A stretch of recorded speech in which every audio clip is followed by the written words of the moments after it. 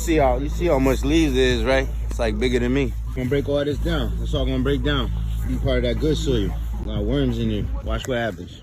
I got piles around of leaves that I use. I'll take dried leaves that are crumpled up. The lettuce will stay just breathing, and basically you won't see any soil too tough. Mostly what you'll see is the leaves. When I water that, these leaves are gonna get wet. They're gonna start to decompose. They're gonna stay weighed down on top of the soil. Every time I water my plants and these leaves are gonna act like a sponge and help that soil to remain moist. Always try to do things to cover the soil or protect the soil. Remember that sun can cook the soil. If we're not protecting the soil, then it gets depleted. You're gonna see when I water, that water sucks right into the soil.